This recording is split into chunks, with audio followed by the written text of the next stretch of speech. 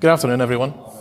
I'm Scott, and I'm going to talk to you today about automating third-party application updates and packaging in ConfgMgr and Intune.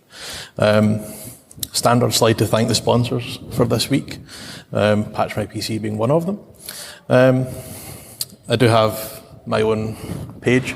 I wasn't cool enough to get my own icon, so I just used Ben's and put my face on it. And then at the end of this, we will do a giveaway if anybody wants to enter for a ticket to the Workplace Ninja Summit in September, and that'll be a ticket and accommodation. And also I have one of Ben's t-shirts, probably one of the last ones for this week, to give away at the end as well, to whoever wants it. And then we will do a Q&A at the end as well. Okay, so this is just going to go straight into a demo here. So at Patch My PC, we integrate with ConfgMgr and Intune to automate the packaging of third-party apps. Currently, we have 685 apps in our catalogue, and right now, in my lab here, I have no applications in ConfgMgr, and I have no applications in Intune. By the end of this, we'll have some. We'll talk about the process of that, the customization, and some other bits and pieces. So that's pretty visible, okay. So this is our publisher. It's super straightforward, super simple. You set this up once, you add all your customizations, and then you leave it and you forget about it. We do the rest. So, to keep with the theme of the week, we're going to publish VS Code, we're going to publish PowerShell Core, we're going to publish PowerToys as well. So, under Microsoft, I'm just going to say, we're going to do, where are we? PowerShell Core, 64-bit, we're going to do VS Code, 64-bit, and we're going to do PowerToys as well. So I've selected those three applications. Now, if I right-click on those applications, I get some customization options here. That's a bad example. We'll do VS Code. So I can add a custom pre-post script to that application. So if I've got a PowerShell script already written, or a bat file, or any other script for that matter, I can select that here as a pre-script. I can add in some arguments, I can add a post script, and I can add some arguments, and then we'll package it up with the application, and that will run on the client side pre or post installation. Additionally, we have some other options here, so delete the desktop shortcut that those applications create. If it has one that we can delete, we'll do that. If it has a self-updater, we can disable that as well during installation. We can manage the logging for that application as well. So if it supports logging during install, we'll do verbose logging on the client side for you, and it's really handy for troubleshooting. And then lastly, we've got the option for MST transformation files and modifying the command line of the install. So we always pass the silent install and no reboot arguments for everything, so you don't get any unexpected reboots on the client side. But if you add some additional arguments like a license key or a language pack that the app supports, you can pass those in here, and we'll package that up with the application or the update as well. We can also set these options at the top level, or some of them anyway, if you want to do them globally. So removing the desktop shortcut, we can do that here, and it'll tell us how many apps or updates support that option. The same for the self-updater. How many apps support that option? 0. That's interesting. Let's try that again. 142, that's better. So there's 142 products that have a built-in self-updater that we can disable during installation. And then we can set that manage installation logging at the top level as well. Now these options apply across the board, so we can do those for updates, we can do them for ConfgMgr apps, Intune apps, and Intune updates, provided the application supports them. So I'll save the changes that I've got there. One other thing we can do here to get you started is we can scan your environment and see what applications exist in your environment. So I'll just connect to my own lab here and do a query, and it'll tell me that there's 288 apps in my environment that we can support. So from here, I can select all, hit OK, and I'll automatically enable them to be published into WSUS first, and then I can make that same change for ConfgMgr as well. On the right-hand side, I can see the device count of those apps, where those apps exist, and we have a feature that's due out in a few weeks that will let me expand that out and see the list of devices itself rather than just the count of devices. And then I've got the product name and the vendor name as well. So I've made my changes in the Updates tab, and those updates will publish to WSUS first. In the ConfgMgr Apps tab, looks exactly the same. Those same customization options exist at the top level and the app level. Some other options here because we're in ConfgMgr Apps. But I don't want to make all those changes again manually, so I'll hit copy, I'll hit yes, That makes all those customizations for me. And then it's selected my applications under Microsoft as well. So if I expand this back out, we'll see we've got PowerToys, we've got VS Code, and we've got PowerShell Core. So I'll save my changes there. Exactly the same for Intune. Same options. We can do assignments here though, because we're in Intune now. So if I click Manage Assignments, it will give me the option here to do required assignments, available assignments, or uninstall assignments. So here I could do rings for new versions of applications if I wanted to. So if I do my 3 groups here, just my phase 1 patching, phase 2, and phase 3, I've got my availability and my deadline, and these are just the same availability and deadline that you would set manually in Intune, creating an application yourself. I can set that here. So for phase 1, I want it as soon as possible. That's fine. Phase 2, we'll do a deadline of 3 days. And then phase 3, we want a deadline of 7 days. So now, anytime we publish a new version of any application, we'll automatically set those assignments on it with the availability and the deadline that you set in here. Alternatively, I can make it available in the company portal. I can do all users. I can do my groups here. I can select a number of groups if I want to. For now, I'm going to say all users so that we can see these on the client side. And I'll hit OK there. Now I've set those at the top level, so those apply to everything. I can be more granular and set those assignments at the individual application level as well. So I can break that inheritance that I set and then add in custom assignments for these applications in here. But I just want the same applications as I set just a second ago, so we'll hit copy. We've pulled over those customizations. We've pulled over our applications. Ben's here, late as usual. And then, so we've got PowerToys, we've got VS Code, and PowerShell Core again. Same scan wizard here. We bring up the scan wizard, we hit connect, we hit query. And it'll query Intune this time. So there's considerably less applications in here because it's a small tenant, but it works exactly the same way. We can select all, we can sort, products, vendor, and device count. But I don't want to enable these just now. The main difference between Intune apps and Intune updates is just the assignments that we set on them. So I mentioned a minute ago, you can do your available or your required for your apps. For Intune updates, we'll copy over all our customization again. But for our updates this time, we can only make our updates required on devices. So if I do manage assignments here, we no longer have the available option. So the general rule of thumb here is if you publish an app as available to your users, you publish the update as required to your devices. So you give your users the self-service option in the company portal. And then if they do decide to install something, you have the update required to their device. So we do the evaluation for that through PowerShell. The device will pull down that script. It will check to see, does the app exist? And if it does exist, is it a lower version, the one that's required? And if it meets that criteria, it'll pull down and install the most recent version. If it doesn't meet that criteria, nothing happens. So that's the main difference between Intune apps and Intune updates there. So I'll save my changes. And we'll jump into the sync schedule tab and we'll just get these published now. So by default, it runs at 7 PM every day. You can change that if you want, daily, weekly, every 2 weeks, monthly. There is an option for hourly there, but we only do 1 catalog release per day usually, so there's no real need to run more than once per day. So I'll hit Run Publishing Service Sync here. We'll bring up the log file in a minute, but what the publisher will do now is it will pull down the content from the vendor's website for those 3 applications. It will customize them with those options that we set, any custom pre-post scripts, for example, package it and push it into Ssrs, ConfgMgr and Intune. So if we bring up that log file, once it kicks off, we'll see it pull down that content, customize it. So there we go. So we'll see in just a second, publish into Ssrs.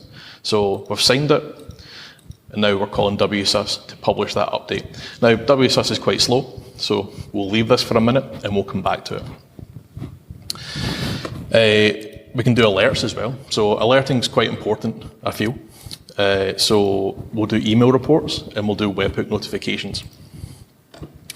In a minute, we'll see the webhook notifications for the 3 apps that we've just selected, but here's some examples here. So earlier today, we published an update for AutoHotkey. I can see the release notes for it. I can see the size, the severity, and the classification. And we do that for every app and every update that we publish, whether it's into ConfgMgr, Ssrs, or Intune. We should see here, this is the demo lab that's running out at the booth just now, so it's publishing things right this second. So we see these in Teams in real time. We'll also send out error messages as well. So if we've got an error message here, let's see. So similar format, Intune update created failed for Cisco WebEx. We'll link out the same information, the release notes, the size, fair to classification. We'll also link out the error message as well. And this is quite a good one. So anytime there's a new version of an application from the vendor, we test that internally. We'll run it through VirusTotal, and we'll make sure that it's clean. We'll also record the hash value of that file. And we record that on our side. And then in your environment, when the publisher runs and pulls down that new version, it'll check the hash of that file that it pulls down against the hash that we have on record. And if they don't match, it just won't publish that version because it's not the same version that we tested internally. If that happens, it does get written out to the log file. You can reach out to us for support on that. The usual reason for that is it's just a newer version than we've tested internally, and we'll do that catalog release later that day to include that new version. And then the next time your publisher syncs, that error shouldn't reoccur. In the nearly a year that I've been here, I've never seen that hash validation fail because the file's been compromised in any way. It's always just been a newer version. The email report gives you the same information, just in a report format, in an email format. Let me show blocked content here. So this is a fairly small one, but we'll see the full one when it comes through. Have we got a full one here actually? These are all relatively small. Let me bring this out.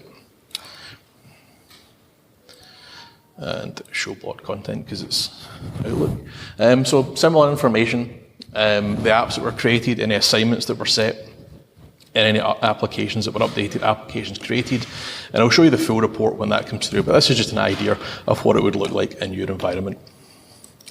Let me minimize this. So if we bring back up that log file now, we should hopefully see some more action here. Are we still publishing to WSUS? Yes, okay. We'll come back to that when we get to the Intune part. In the advanced tab here, there's just some more useful stuff. So the local content repo is quite important. I mentioned that the publisher pulls down from the vendor's websites directly. That's true in most cases. There's a couple of things that doesn't happen for, like Java. It's behind a login. We can't do that for you. So we'll notify you anytime there's a new version. You pull down that installer, you place it in the local content repository, and we'll pull that in from there. And we'll do all the same stuff. We'll customize it, we'll package it, we'll publish it, we'll set assignments on it. And then you can deploy that to your clients as if we had just downloaded it from the internet. Last couple of things in here in this tab. We'll download content to your temp directory. When we're done with it, we'll delete it. If that hash validation fails, we delete the file immediately. Otherwise, we keep hold of that file until we publish into all the platforms that you selected, and then we remove it. There's some options in here for reporting. We do offer Ssrs dashboard reports and Power BI dashboard reports. They're free, and you can use them at any time. And they just work off information that you provide them for the Power BI dashboards, and then the Ssrs ones just query your environment. There's some backup and restore options in here. Product export, if we tick all these and hit export, it will just give us a nice CSV of everything that you've got selected within the publisher. And these last two options here just put the publisher into Intune only mode. Lastly, just information on the publisher itself. Current version is 2160, and the latest available stable version is the same. Anytime the publisher finishes running, it will self-update. If there is a new version available, you can disable that. Don't recommend that though. Those new versions contain bug fixes, new features that we've been working on, that kind of thing. And then we've got preview builds as well, and we'll use preview builds mainly to push out fixes for bugs. To customers, preview builds are fully supported by us, so there's no issue with that either. And then just some links out to some pages on our website. So let's see where we're at. Are we still publishing to WSUS? We are. I shouldn't have published to WSUS. That was a bad idea, Scott. While we wait on that, let's go into the PowerShell part of this. So we should hopefully have, we don't yet because we're still publishing to WSUS. It's the worst thing. Just do Intune. Ben agrees. So for ConfgMgr and for Intune, we'll do all the detection scripts for you. And we'll generate them for each new version anytime there is one. So you don't have to do those yourself. We maintain those for you. The Intune ones are a bit weird, and I'll show you that when they get there.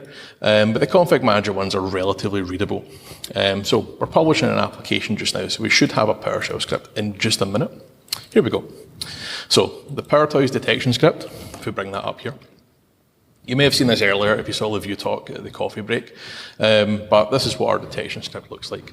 We have a whole lot of parameters in here. I don't know why I'm looking up there. A whole lot of parameters in here that we use for each application. So apps to search, apps to avoid, the MSI code, a whole lot of things in here. And then if we scroll a bit further down, we get the actual script itself. And we'll just maintain this for you. So this saves you even more time because you don't have to do this yourself. But then if we look at the Intune one, when it appears, it's awful. Where are we at? So this is taking a bit longer than...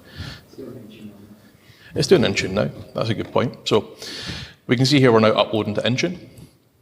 And it'll take a minute. It'll do one app at a time, and then one update at a time. But it'll get there, and we'll see those in just a second.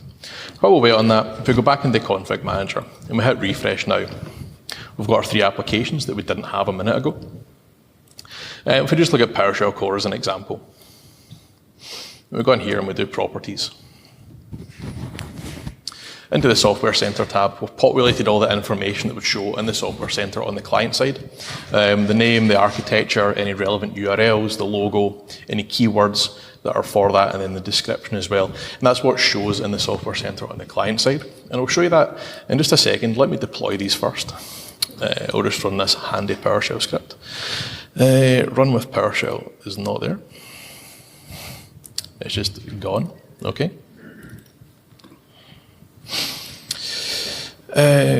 Function. Are you going to do it? It's doing it. It's doing it.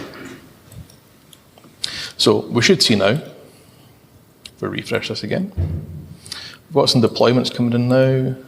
Is the last one going to deploy? It's thinking about it. There we go. So we jump into the client side now and just wait for this to refresh. We should see when it pulls down these applications. Let's just force it because I'm impatient. PowerShell scripts are handy. Well, let's see. SCCM sync, run. So that'll kick off a full sync on the client side, and we should see, there we go. So we've got our apps on the client side now. We have the ConfgMgr client side. So all that stuff we saw, we've got the logo, the name, the description, any relevant URLs, and we'll keep them up to date for each new version of that application as well, should anything change. We get all that information directly from the vendor. So now I can just do install on that application, and it'll pull that down from ConfgMgr and install that on your client. For Intune, we'll see a similar setup for the way it looks. So if we go into the Intune portal, I should hopefully see if we've published something. There we go. So we've got those apps in Intune now. So go into PowerShell Core. This does the same example, properties.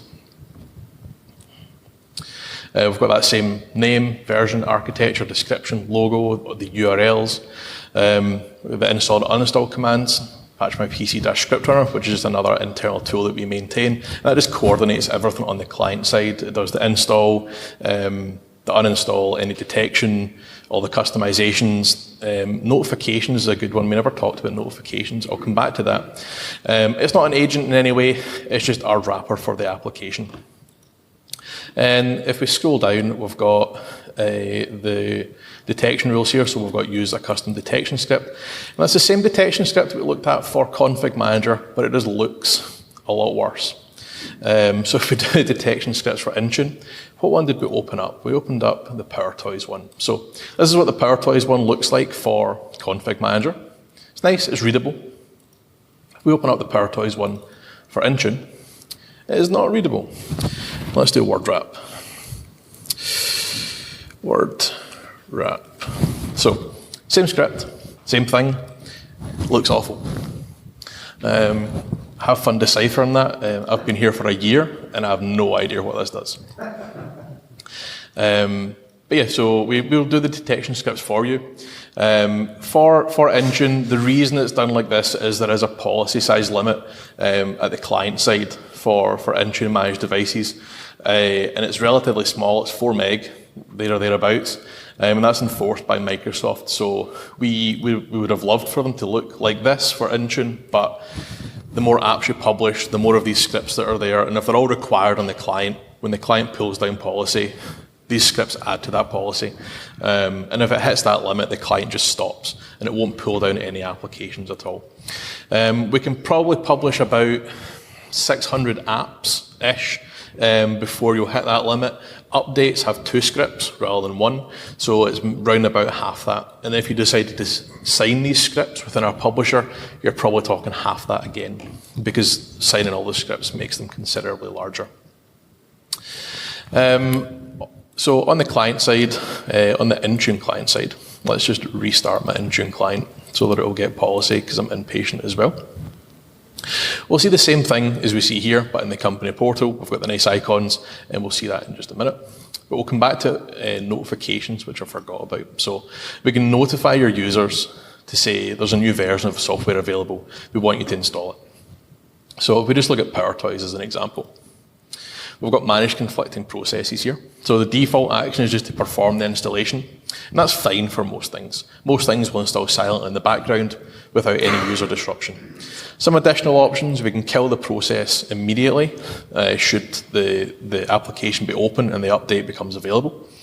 We can skip the install entirely if that process is in use, or we can notify the user to close that application. We get some customization options there. The timeout is how long the user has to close that application, or either close the application or snooze the update, sorry. We can prevent the end user from opening the app while it's updating. I don't really recommend that option. It causes us more issues than it solves. And then the notification policy. If you've got Focus Assist running, it will just suppress that notification. So we can override that here and just do always show the notification. Deferral policy: do you want to allow your users to click snooze, or do you just want them to close the application? I'm going to say yes, and I'm just going to say 3 times as an example. And then we'll do default settings, and in here we can customize the look and feel. So I've got a banner image there that we populate automatically, but you can change that to be your company branding. And we'll just do Patch My PC as the organization name. And then we'll do preview. And in the bottom right-hand corner, we get a nice notification. This is what would show on the client side when your user tries, or an update starts on the user side, and the application is running. So that's what would show. We'll see the list of conflicting applications there. We can choose close all and update, and that'll just kill whatever processes are listed out in the conflicting apps. Or we can hit snooze update, and that'll just snooze until the next time that device checks in. So we'll just close that for now because it's not going to do anything. We'll hit OK. So you can do that at the per app level. You could do it at all products if you want to, but I wouldn't recommend that because you will just spam your users with notifications, and nobody really wants that. Let me just bring back up my Intune client now that it's restarted. And we should see that same behavior on the client side for Intune. When it connects, we're putting a lot of faith in the Wi-Fi here.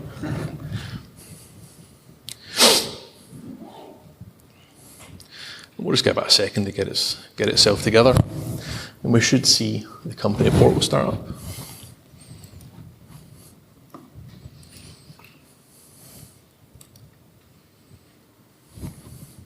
Just thinking about it.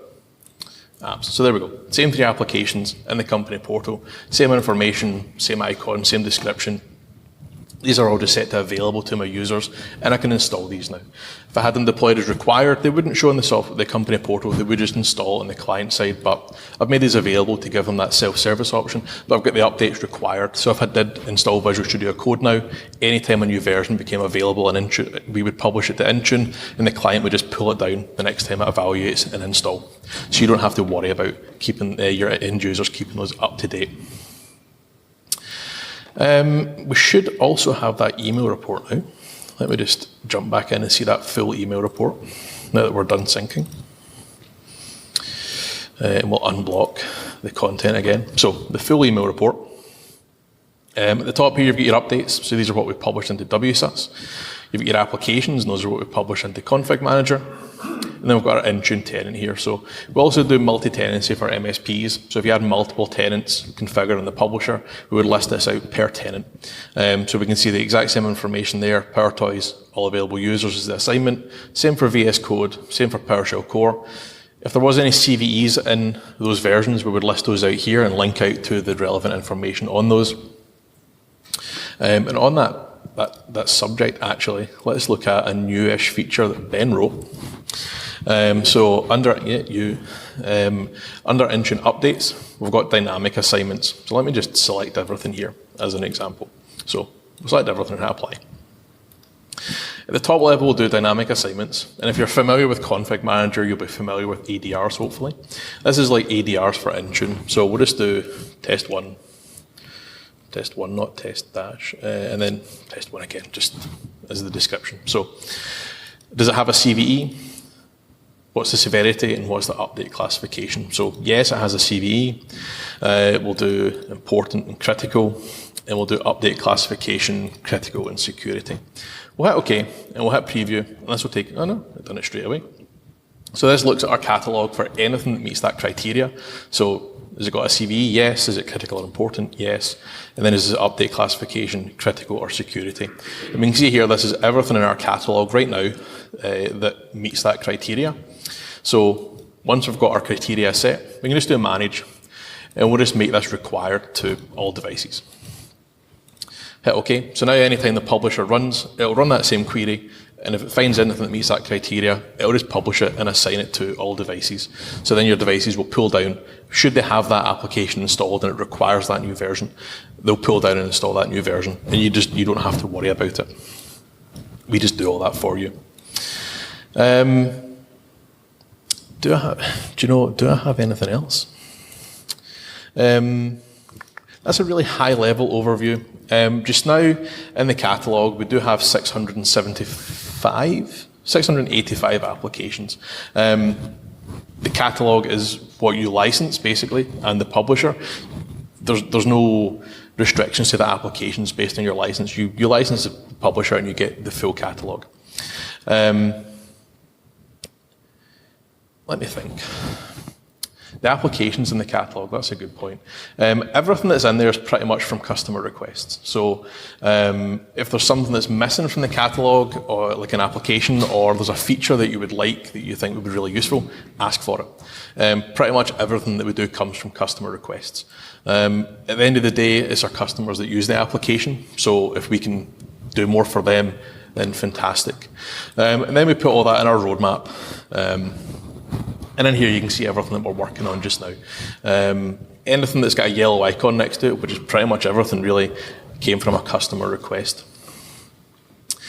And then lastly, just the free trial. Everything that we've looked at, I know it's really high level, but everything we looked at is available in our trial. And that's a fully functional trial. It runs for 30 days by default, but we can extend that if need be. There's no issue with that at all. That's pretty much that. Does anybody have any questions before we move on to the last bit? So I was wondering, how would you proceed if you wanted to create like or maintain an application that's updated by ConfgMgr but not publicly available to other customers? So can you somehow create like a private application or internal application that you want to deploy to, let's say, 1,000 internal hosts and keep it updated, but not have it publicly available? Do you mean like an in-house application? Yeah. So not yet. That's happening. I'm not sure when, but it's the goal. Hopefully, the end of this year, we'll have the ability, because we do it internally, we add apps to the catalog, so we're aiming to give customers the ability to do that themselves as well, and maintain their own kind of internal catalog. But it's not there yet. What's your licensing model? Good question. So per device per year is the licensing model. There's 3 license types. Enterprise is for WSUS updates only. If I bring back up the publisher here actually. So the enterprise license gives you access to that updates tab, and we publish those updates to WSUS, and then you can use them in Config Manager, deploy them using ADRs or manually if you want to. Intune Essentials, as the name suggests, is Intune only, so you get your apps and your Intune updates. There is some features that you don't get with that, like the filtering for Intune, so we can do your filters in the publisher, and we can do those dynamic assignments. Those aren't available in the Intune Essentials license. Those become available under Enterprise Plus. And the Enterprise Plus license gives you access to everything in the publisher. That's your full functionality. The prices here are the prices if you buy direct from us. There is educational discounts available, bulk license discounts available, that kind of thing. Or you can buy from a reseller, and their prices may vary. We'd also have minimum pricing. So if your device count is under, I think it's 700 devices, there or thereabouts, the minimum price would apply, and that's per year. So yeah, $3.50 per device per year. Some competitors are per month, we're just per year. Any other questions? So, or about BIOS and driver update, are you planning to support that too? No. I think, not right now. DJAM, if you know DJAM, has talked about it a couple of times, and it has some ideas, but it's just talk just now. Okay. Are the patches in Vesus patch on the same company name, like Patch My PC, or are they? So when we publish the WSUS, everything shows us from Patch My PC. So we have our own product within. In fact, I'll just show you. Why is that? Because other vendors are awful. Hold on. Administration. So we just look under products in my software update point. You'll just see Patch My PC. Products. So if we just minimize Microsoft, you've just got Patch My PC. Whereas Avanti, as an example, would have one product per application. We just have one product. So everything would show. In fact, I can show you that as well. If we go into the software library. There is a reason for that, though. Enlighten The reason us. that we put everything under Patch My PC is because WSUS has a hard limit of 100 custom third-party vendors. So if you have more than 100 vendors, then your WSUS environment will break. So Well, I've learned something new today as well. down to one vendor solves that problem. So we can see their vendor, Patch My PC. Any last questions? Do you have any way to access the reports by command line, PowerShell, or? The reports. I mean, if you can get compliance reports from the console, Patch My PC.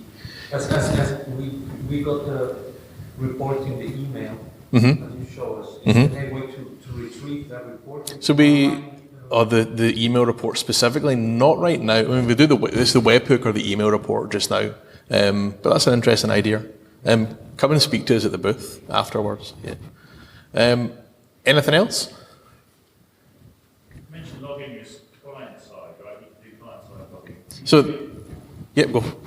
Can you do installation logs in, I don't know, in Azure? Not right now. Well, no. So the Patch My PC script runner would write that log to the client side, and that's per application. If you want to copy it out of there, then by all means do so, but by default we'll just write it to the client side. Ben, do you want to elaborate on that? Oh yeah, no, there's just one potential way that you could do that. If you had an Azure file share set up and your devices were mapped to that, then potentially you could bounce a failing install to a central location. But functionally it's the same. If you have a file share, you could move that. So, off and there. And the client notifications that you were showing, that's just Windows client notifications, is it? No, we do those ourselves. So they're done by Patch My PC script runner. When it runs on the client side, it generates that notification. Only because we have to support Windows 7. Can you also support creating a custom action such as opening a change request when a new application comes in, so that a change is opened and the Patch My PC publisher waits until the change is approved by publishers? Not at this point in time, no. But that's a good idea. For that. Come to the booth and I'll Okay. Any other questions? Okay. Let me bring back up this. So,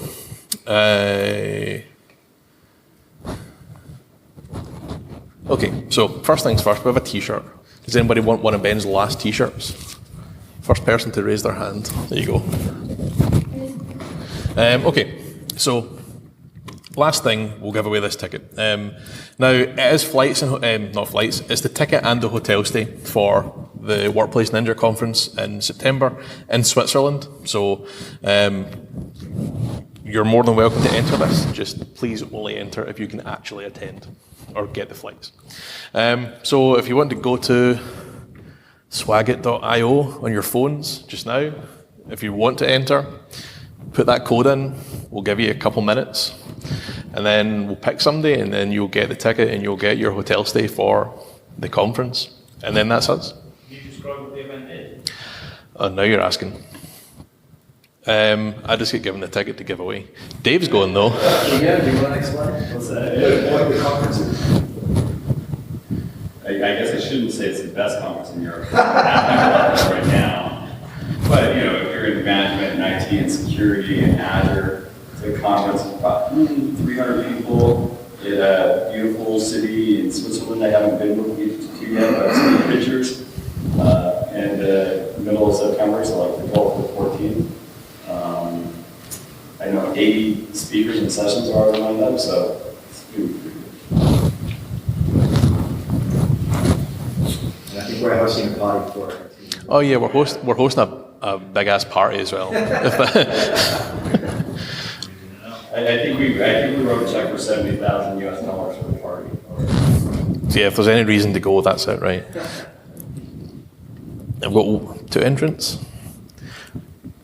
They're coming in now. Stop, I was good with one. I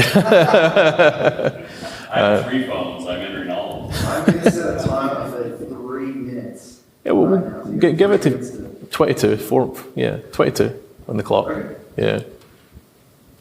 Or 13:40, I guess. Okay, all right. Yeah. All right, fine. But yeah, while we're waiting that, any last questions from anybody about anything? Doesn't need to be patched my PC, you know, ask us anything. Ben will answer. You mentioned multi-tenancy, how you get it.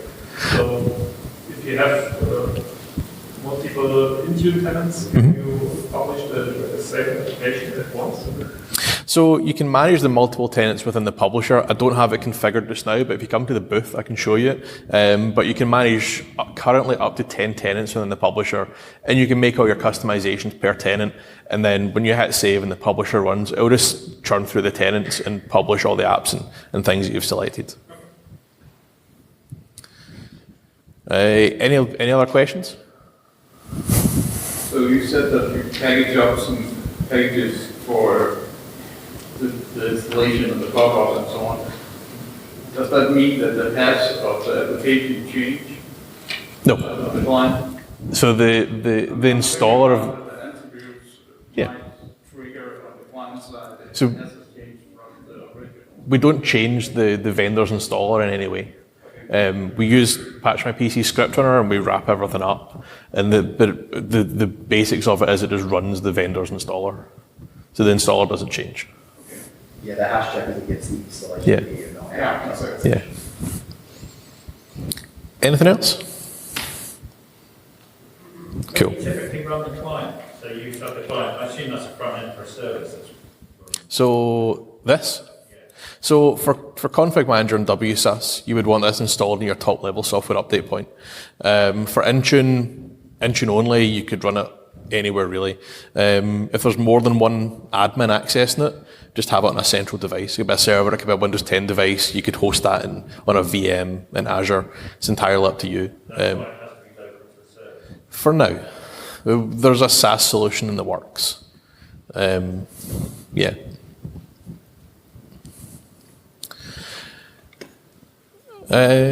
Sorry? Yeah. I guess we'll just draw it now. Why not? Where's my web browser gone? Okay, 16 entrants. That's good. Right, let's hit start. David, Jan. Oh, I thought that was picking it straight away. Picking.